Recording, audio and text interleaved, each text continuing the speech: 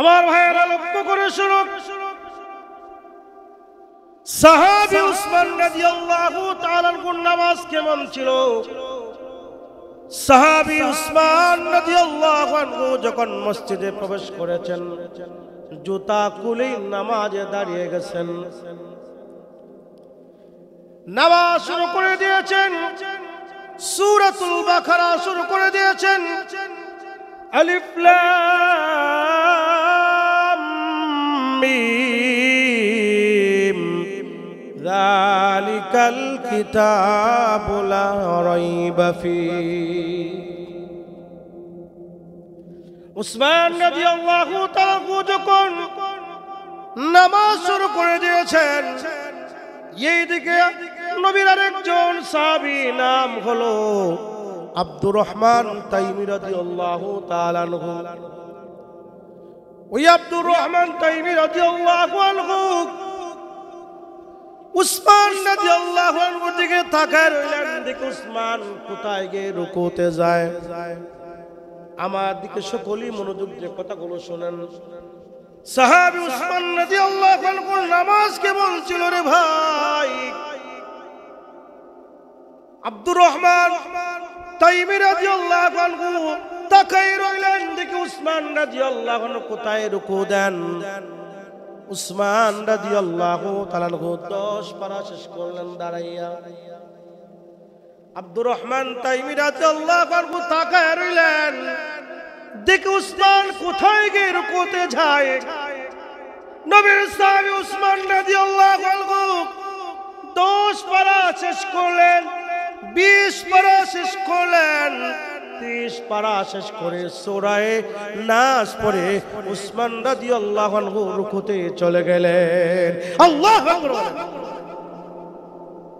ইনি ভাই তাকায় দেখেন যে উসমান রাদিয়াল্লাহু আনহু পুরো 30 পারা দাঁড়িয়ে শেষ করে ফেলেছেন। এই হলো সাহাবীদের নামাজ। আজ আমাদের কেমন নামাজ হয়ে গেল।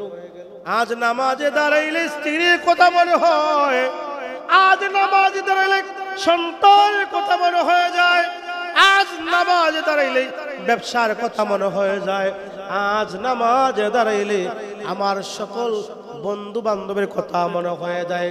কিন্তু তাকায় দেখেন উসমান রাদিয়াল্লাহু আনহু এমন নামাজ পড়েছেন দুনিয়ার খেয়াল ছিল না। কোথায় সন্তান, কোথায় ফ্যামিলি, কোথায় ব্যবসা, সব কিছু ভুলে গিয়েই একমাত্র আল্লাহর প্রতি মুতাওয়াজ্জু হয়ে নামাজটা আদায় করেছে। এজন্য আমার ভাইয়েরা নিজের জীবন তৈরি করেন না ভাই। এই জীবন সেই জীবন, এই জীবন সেই জীবন, যেই জীবনে আল্লাহ রাব্বুল আলামিন আমাকে কবরে যাওয়ার পর জিজ্ঞাসা করবেন নামাজ পড়েছো কিনা। বলবেন আল্লাহ তোমার সন্তান কয়টাকে আলেম বানাইছো, কয়টা মসজিদ নির্মাণ করেছো, কয়টা মাদ্রাসা বানাইছো, কয়টা কোরআন খতম দিয়েছো। আল্লাহ আপনা আমাকে জিজ্ঞাসা করবে নামাজের কথা, নামাজ আদায় করেছি কিনা। আজ আমার কাছ থেকে সালাতুল ফজর চলে গেছে, আমার কোনো দুঃখ নাই। আজ আমার কাছ থেকে জোহরের সালাত চলে গেছে, আমার কোনো ব্যথা নাই। আজ আমার কাছ থেকে আসরের সালাত চলে গেছে, আমার কোনো দুঃখ নাই, কষ্ট নাই। আজ আমার কাছ থেকে মাগরিবের সালাত চলে গেছে, আমার কোনো দুঃখ কষ্ট নাই। এরে ভাই আল্লাহর সঙ্গে সম্পর্ক স্থাপন করেন। আল্লাহর সঙ্গে সম্পর্ক স্থাপন করার মাধ্যম হলো 24434 বলেন 24434। ফজরে 2 রাকাত ফরজ, জোহরে 4 রাকাত ফরজ, আসরে 4 রাকাত ফরজ, মাগরিবে 3 রাকাত ফরজ, ইশার 4 রাকাত ফরজ। এই হচ্ছে আল্লাহর মোবাইল নাম্বার। আল্লাহর সঙ্গে সাক্ষাৎ করার সহজ পদ্ধতি হলো 24434। আপনি ফজরের সালাত আদায় করেন, জোহরের সালাত আদায় করেন, আসরের সালাত আদায় করেন, মাগরিবের সালাত আদায় করেন, ইশার সালাত আদায় করেন, দেখবেন তো আল্লাহ রাব্বুল আলামিন যদি আপনি দুনিয়া জমিন থেকে বিদায় হয়ে যান, আল্লাহ আপনার জন্য জান্নাতটা ওয়াজিব করে দিবে। আমার ভাইয়েরা লক্ষ্য করে শুনুন, নবীর আরেকজন সাহাবী আল্লাহর প্রতি এত আসক্ত ছিলেন, আল্লাহর প্রতি এত প্রেমাস্পদ ছিলেন রে ভাই।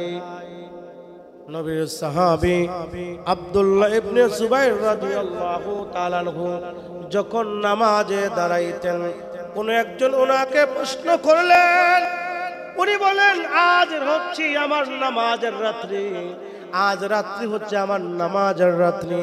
ওই আব্দুল্লাহ ইবনে জুবাইর রাদিয়াল্লাহু আনহু যখন নামাজে দাঁড়িয়ে গেছেন, নামাজে দাঁড়িয়ে যখন তেলাওয়াত শুরু করে দিয়েছেন, তেলাওয়াত করতে করতে ফজরের আজান হয়েছে, ওই সাহাবী রুকুতে চলে গেছে।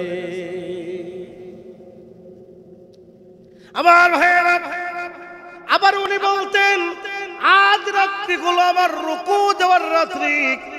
ওই সাহাবী যখন রুকুতে চলে গেছেন, রুকুতে যাওয়ার পথে এত লম্বা একটা সময় অতিবাহিত করেছেন, ফজরের আজান হয়েছে, উনি রুকু থেকে দাঁড়িয়েছেন।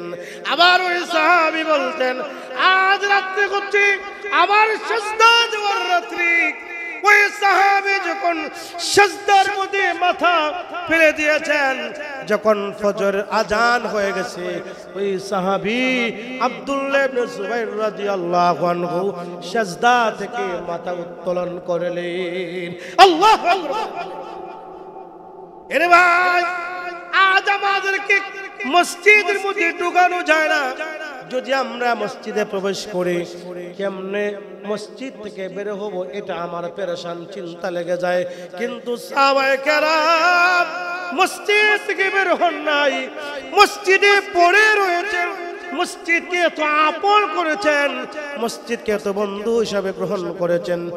আজকে আমরা সব কিছু ছেড়ে দিয়ে মসজিদকে আপন বানাই, মসজিদকে বন্ধু বানাই, তাহলে কাল কিয়ামতের মাঠে ওই মসজিদ আপনা আমাকে সুপারিশ করে জান্নাতে নিয়ে যাবে। এজন্য আমার ভাইয়েরা, মসজিদকে আপন করেন, মসজিদকে বন্ধু বানান, মসজিদকে সাথী বানান। যদি আপনার আমার মসজিদ